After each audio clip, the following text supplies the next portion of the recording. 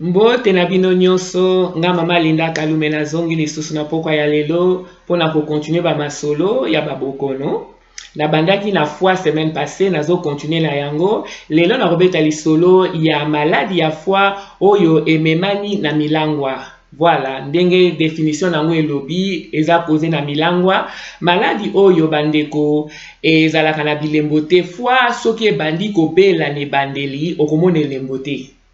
Po tango yo komona bilembo ekoya déjà soko moni bilembo ebandi koya c'est que ekomi déjà na niveau moko très avancé. Voilà. Donc yango wana eza bongo soki ozali mutu moko oyebi en tout cas ndenge conseil pona kozanga bilembo soko ozali mutu moko boye oyebi kolangwa kano mikolo nyonso tu en tout cas ezali important osola na docteur na yo soki oyebi ko banda kolangwa ça fait 5 ans olangwa komelaka ebele au moins tous les jours ou bien mikolo lelo soko melite lobi olangwa 4 fois par semaine en tout cas ezama la moyebi sa docteur na yo comme ça basalo ata scan batala po bokono oyo bilembo nango ezalaka te bilembo yaka kaka soki fois esi epusani na mbeba. Alors sikoyo bilembo ngo sikoyo soki okomi na problème sikoyo bilembo komona bilembo neti posa kosanza ozokonda ozoka posa kolia te ozosanza makila to ozomona na sima salite na yo ezobima na makila na kati libumu kovimba o babengaka acide et puis makolo pe kovimba okomona okomi na jaundice misu jaune nzoto jaune soko zali mutu pembe to miso kotala miso ya mutu ekomi jaune maboko na ekomi jaune na se ya makolo kuno ekomi jaune wana ezali bilembo ya maladie oyo wana ekomi déjà avancé. Alors sikoyo vraiment foi ezali organe moko ezali vraiment soko komi na niveau oyo en tout cas komona que et comme déjà la niveau moko avancé soki botali session na sala ki semaine passée na betaki masolo ya foi déjà donc on a décrit makambo ebele awa na kola kisabino peut-être mbangu foi na biso bisike ezali bomoni foi na biso yango oyo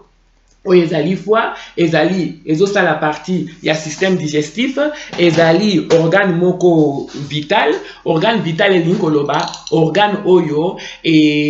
soki ozali nango na nzoto te okozala na bomoi te baorgane wana toza na cerveau toza na motema tozali na bapoumon tozali na barein tozali na foie tozali na pancréas ezali baorgane vitaux. Alors foi na biso eza la partie ya organe wana en tout cas soki siko après bilembo oyo diagnostic ya bokono oyo esalamaka mingi comme bilembo emonanaka na ebandelite yaka komonanaka soki foi esi ebebi mingi bakoyeba bilembo oyo soko oke hôpital mpona eloko mosusu soko miyoki bien te okei nayebaka toujours bakoluka bazwa lone makila liboso soki bazwi makila na yo batalaka bamona fonction ya baorgane mosusu organe neti foie na barein na bamona soki ozali anémique ou pas wana test ya liboso basalaka soki bamoni déjà que makila elakisi que fonction ya foie na yo ezali malamu te bakokotinda okende kosala scan so mingi on découvre ça na likambo mosusu. Voilà sikoyo nabetanga no lisolo na expliquer nanu importance ya foie na nzoto ya mutu.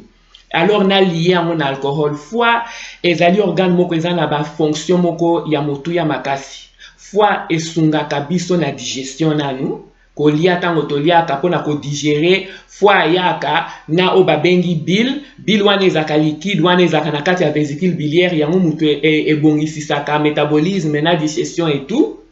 wana ya yambo ya mibale foi jouaka rôle ya kosukola makila na biso basalite nyonso na kati ya makila poison nyonso ya mike po toyebi te combien de poison tomelaka mais ya yambo foi abundaka nanu foi mutu akolongola salite nyonso eza na kati ya makila na yo atiki makila na yo propre kaka foi wana lisusu mutu ajouaka rôle ya kopesa balance ya sukali na balance ya mafuta na kati ya nzoto na makila yango mutu oyo ezali ya mabe oza nango besoin te achango pembeni foi lisusu mutu ajouaka rôle ya kobundela biso bitumba contre ba infection système immunitaire na biso evandi na foi ejouaka rôle wana en tout cas babengaka foi lokola post office ya nzoto na biso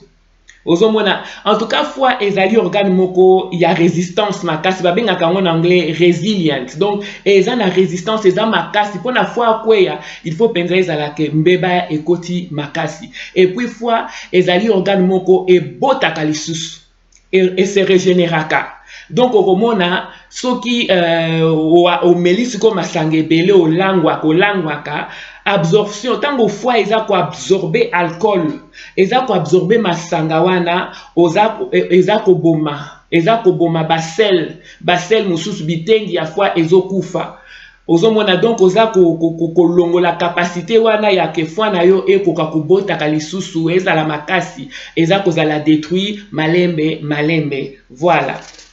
Donc, yango wana. Siko na foi baso malade ya foi ememami na bilangwa eza kana ba étape misato. Étape ya liboso d'abord soko melaka mikolo nyonso tu ekoyeba bilembo te bilembo ekoya te. Étape ya liboso d'abord babengi yango ya mafuta. Omona po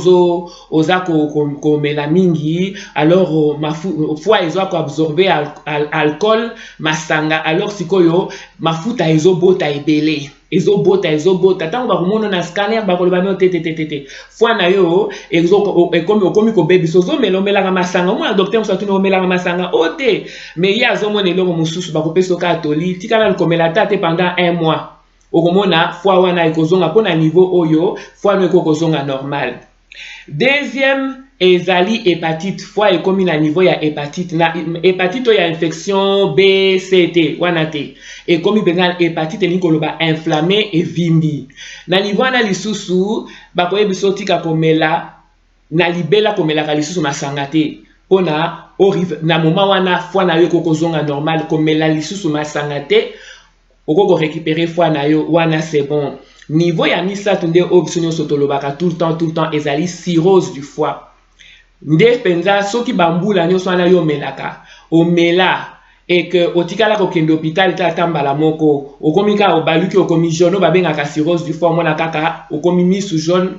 okomi kaka jaundice o babengaka jaundice wana ekomi na niveau moko ke foie na yo ebebi. En tout cas bandeko Mama Linda azadia na YouTube. Nazadia na YouTube. Nazadia na session on a beta ki solo ya foi semaine passée na décrire na lakisi kutu na photo ya foi na kati foi ya malamu na foi ya mabe bokende botalango bo subscribe soko betika Linda Kalume la santé d'abord TV na kobima to Linda Kalume kaka na kobima o na lati rouge boye okomona ba vidéo eza déjà wana ebele mama za ko expliquer ba masolo ebele na lingala pona to sunga na kaka to comprendre nzoto na biso. En tout cas merci mingi d'avance. Voilà sikoyo na place wana okomi déjà na cirrhose du foie wana foie na yo ezosala lisusu malamu te otikali peut-être na 20% ya foie na yo na moment wana dans l'immédiat il faut tika komela masanga eza irreversible bodon wana ekokozonga lisusu normal te. Mais le fait qu'otiki komela masanga okosala quand même quelque chose au anéantir au calmer mbeba wana otiki foi et se reposer donc ozali mutu moko wana na losambo ozokende kaka mais vraiment yango wana nasi na lobi nyonso nasalaka mwa banote na ngai vraiment soki otiki komela masanga soko bayebisi yo déjà kozala na cirrhose du foie aussi okomi jaune libumu esi evimbi yo na acide mai wana makolo esi evimbi yo ekotiki komela masanga te. En tout cas oza koréduire bambula ya bomoi na yo physique donc physiquement penza oza kose détruire. Traitement ezalaka te traitement ya malonga ezali kaka tika komela masanga ou bien bakokosala yo transplant baremplacer foi mosusu même mpona yango il faut zala discipline nanu na komela masanga te ozomona et puis okomona ba complication ekoko ya soki okomi na niveau wana ba complication omona okoko zala na hémorragie interne makila ezobimona kati ya nzoto ozoyeba te bisika ezowuta okomona ba toxine ba poison nyonso tu wana oyo etikali na kati ya makila na yo ezokende nulle part ekoko ya na mutu ekomi kocréer ba problème na niveau ya cerveau okomona oko se retrouver na cancer ya foie ou développer cancer ya foie okomona oza lisusu na makasi ya kobunda contre ba infection pote yango mutu ezali kobundela yo okomona vraiment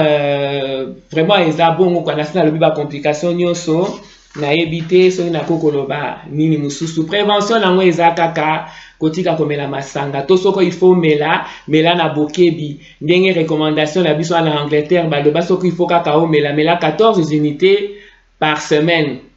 14 unités wana balobi unité moko ezali bakane na biso ya normal wana so bapesi 14 unités wana par semaine donc okomela bakane wana ata mibale par jour wana balobi ezali ndenge ya komelela d'une façon responsable. Voilà bandeko lisolo na ngai ya lelo yango yo. En tout cas na sepeli mingi koya kobeta lisolo oyo comme na yebisi bino déjà bosala oyo bomoni penza ke sepelisi bino. En tout cas to sungana kaka ezaka na cadre ya to sungana. Vraiment oyo nyonso aza na commentaire ya kosala